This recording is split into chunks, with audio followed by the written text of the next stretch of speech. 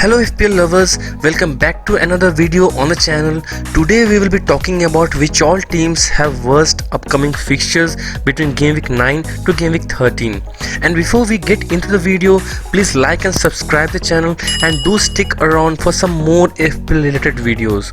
So it's international break and it's best time to sit back and analyze the upcoming fixtures, which will be helpful for you in your free transfers and also if you want to use your wildcard chip to fix your team. It's a good time where you really don't want to take some players who have some worse upcoming fixture. So today we will discuss which all players you need to avoid for these game weeks.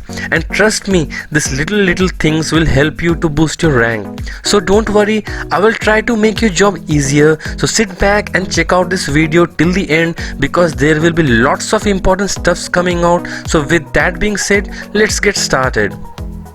So first is Spurs. They have got Man City, Chelsea, Arsenal, Palace and Liverpool. So if you see these fixtures, only non-big team out of 5 fixtures is Palace, who is also doing quite well right now if you say.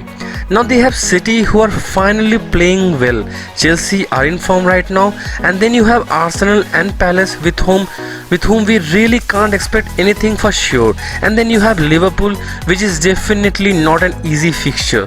So I have noted down some key players who might be in your team. In attack we have Kane. I would not mind keeping Kane in my team, and that is because although Spurs have some tricky fixtures, but then Kane is also a big game player.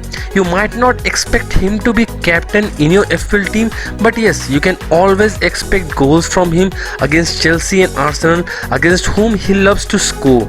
And also Liverpool has bit leaky defense right now, so who knows.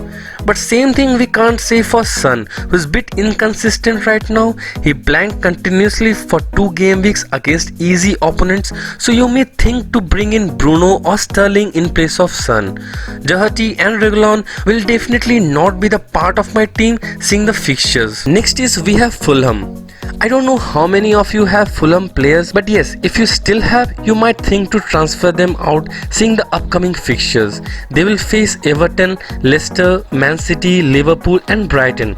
All these teams are higher up in the table and Fulham don't have convincing attack, neither defense. Lookman missed last penalty, Mitrovic is not getting the support he should be getting. So yeah, seeing the run of fixtures against City, Liverpool, I will definitely advise you not to pick Fulham players, and if you have them, it's high time to get rid of them. Next we have Wolves.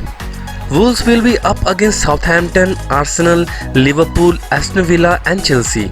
Southampton are in a great form right now. They shocked Villa defense recently. Liverpool, Chelsea, again these are some teams who really like to score whenever they want. So I won't be convinced much of Wolves defense seeing the upcoming fixtures. Saiz is not even starting right now.